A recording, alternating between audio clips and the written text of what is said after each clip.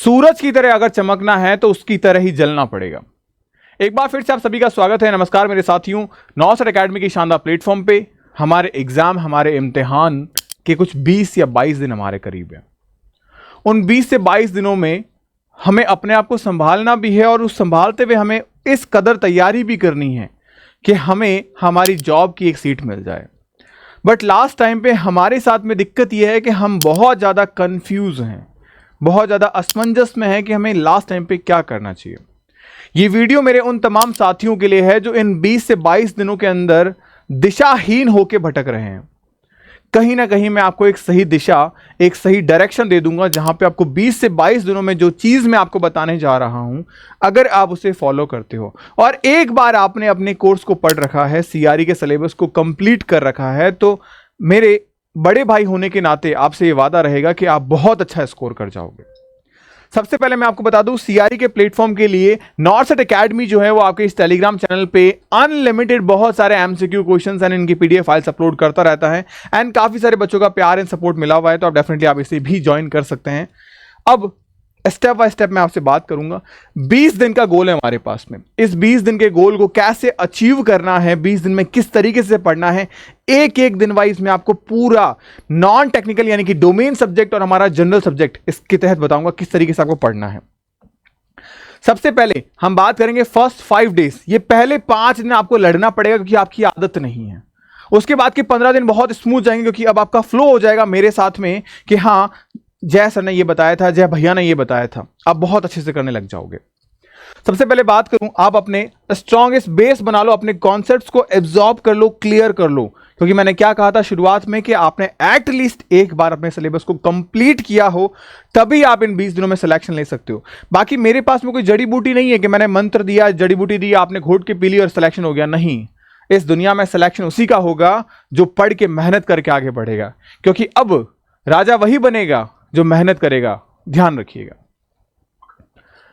Phase first में बात करें तो आपको क्या करना है, पावरफुल रिवीजन, क्योंकि अब हमारे पास फंडामेंटल स्ट्रॉन्ग करने का समय नहीं है, वो बीत चुका, हम कर चुके। अब हमें रिवीजन करना है, पावरफुल रिवीजन करना है। डे 1 to 5 के अंदर आपको बिल्ड करना है अपने फंडामेंटल बेस को। कैसे? रिवाइज करके, मल्टीपल टाइम रिवाइज करके। आप नॉर्थ से टॉपर से लेके हर medical, nursing staff entrance exam जो स्टेट वाइज होता है, उन सब के टॉपर का इंटरव्यू उठा के देख लो। सबने एक ही बात कही है, और वो बात थी कि एग्जाम के आने वाले 3 महीनों के अंदर उन्होंने जबरदस्त दबा के प्रैक्टिस की है और एग्जाम ओरिएंटेड प्रैक्टिस की है, मॉक टेस्ट लगाए हैं, तब जाके उनका सिलेक्शन हुआ है। तो जब हम उनसे कह के क्यों नहीं सीखते, जैसे एपीजे अब्दुल कलाम की बात है कि अगर आपको सूरज की तरह चमकना है तो खुद को भी उसकी तरह जलाना पड़ेगा। बस डे 1 पे आपको क्या करना है, रिवाइज करना है एनाटॉमी को। यहां से हमारा मेन टॉपिक जो स्टार्ट हो चुका है कि आपको रिवाइज करना है डे 1 पे एनाटॉमी को, फिजियोलॉजी को। कारण क्या है कि इनका हाई वेटेज है, सबसे पहले इनसे क्वेश्चंस उठेंगे। मोस्ट ऑफ द क्वेश्चन आपको ध्यान रखना है, टाइम बाउंडेड होकर आपको 50 एमसीक्यू क्वेश्चंस यहां पे लगाने हैं और अपने आप को मोटिवेटेड रखना है, डाउन नहीं होना, क्योंकि जैसे एग्जाम के दिन एक एक दिन गुजरेंगे हम परेशान होते चलाएंगे। बस आपको इसको फॉलो करिए। आप मोटिवेशनल जो टॉपर्स हैं उनके वीडियोस देख सकते हैं, या फिर अगर आपको ऐसा लगे कि नहीं यार मेरे से नहीं हो पा रहा, वैसे तो मुझे पता है कि आप खुद एक मैच्योर कैंडिडेट हैं, एक मैच्योर स्टूडेंट हैं। हम बच्चों की तरह बिहेव नहीं कर सकते क्योंकि हमारे ऊपर हमारे परिवार की जिम्मेदारियों का बोझ है, हमें उसे उठा के इस एग्जाम को आगे बढ़ना है, क्रैक करना है। डे 2 पे हम बात करें, फार्मेकोलॉजी को आप पकड़िए और फार्मेकोलॉजी के क्वेश्चंस बनाइए, इसको रिवाइज कर लीजिए। उसके बाद में इसके 60 क्वेश्चंस आप बनाइए प्रीवियस ईयर के। आपकी स्ट्रेटजी यही होनी चाहिए कि आपको क्या करना है, ड्रग्स के क्लासिफिकेशंस को लर्न करना है, उसके मैकेनिज्म को लर्न करना है। अगर आप भूल जाते हो तो जैसा मैंने बता रखा है, फ्लैश कार्ड से याद करिए। जिन चीजों को हम बार बार भूलते हैं उनको फ्लैश कार्ड पंखे पे लगा दिया, क्योंकि अभी तो पंखा भी बंद है भाई, सर्दियों में लगा दिया, सो रहे हैं, देख रहे हैं, अच्छा ये वाली ड्रग यहां है, साल्बिटामॉल यहां काम में आती है, कोमाट्रोल वहां काम में आती है। इस तरीके से चीजें अपने आप आपको याद होगी, लेकिन वही चीजें लिखनी जो भूल जाते हो। उसके बाद में मेडिकल, सर्जिकल, नर्सिंग यानी MSN and biochemistry, in 2 subject को आप डे 3 पे पढ़िए। हर डे वाइज अपने सब्जेक्ट को डिवाइड कर दो और यहां पे धीरे धीरे आप देख रहे हो मैं आपको आदत डाल रहा हूं एमसीक्यू प्रैक्टिस की। अब आप 70 एमसीक्यूज बनाइए फोकस्ड होके, और यहां पे क्या करोगे कि आप यहां पे नोट डाउन करिए अपने सारे नोट्स को शॉर्ट फॉर्म में, और की पॉइंट में एक वर्ड लिखना है, लाइन नहीं लिखनी, पैराग्राफ नहीं लिखना, 1 वर्ड लिखना है। और उस 1 वर्ड के अंदर हो सकता है आपका पैराग्राफ खत्म होता हो सकता है आपकी 1 लाइन खत्म होती हो। इस तरीके से आपको चीजें लिखनी है। नेक्स्ट डे 4 पे microbiology and fundamentals of nursing आपको कवर करना है। माइक्रोबायोलॉजी फंडामेंटल ऑफ नर्सिंग को आप इजीली कवर कर सकते हैं। डे 4 में आपको पूरा पढ़ना है। बैठ जाइए, अपनी कुर्सी से चिपक जाइए। ये 20-22 दिन आपकी लाइफ के वो दिन हैं जो आपकी जिंदगी को संवार सकते हैं। अब आपके ऊपर निर्भर करता है कि आप इन 20-22 दिनों से लड़ेंगे या बस रजाई के अंदर सोते रहेंगे। अगर आप नहीं पढ़ रहे हैं तो आपकी जगह कोई और जरूर पढ़ रहा है, क्योंकि हो सकता है कि उसे आपसे ज्यादा जरूरत हो। और अगर आपको सीट चाहिए तो आपको यह साबित करना पड़ेगा कि आपकी जरूरत उस एक सीट के लिए उस दूसरे कैंडिडेट से बहुत ज्यादा है, तब जाके वो सीट आपको हासिल दिलाई जाएगी। फिर नेक्स्ट डे आप क्या करिए, इन पर्टिकुलर जो हाई टॉपिक है जैसे बैक्टीरिया हो गया, वायरस हो गया, बायोलॉजी के बारे में हो गया, सीरोलॉजी के बारे में हो गया, इन सब के आप 80 क्वेश्चंस लगाइए, 80 क्वेश्चंस, और अपनी मिस्टेक्स को एनालिसिस करिए। डे 5 पे बात करें, मॉक टेस्ट शुरू कर दीजिए अब मॉक टेस्ट में आप डेली बेसिस पे 100 क्वेश्चंस कर ही रहे हो, इनको आपको करना है और डीप एनालिसिस करना है। डीप एनालिसिस का मतलब क्या होता है?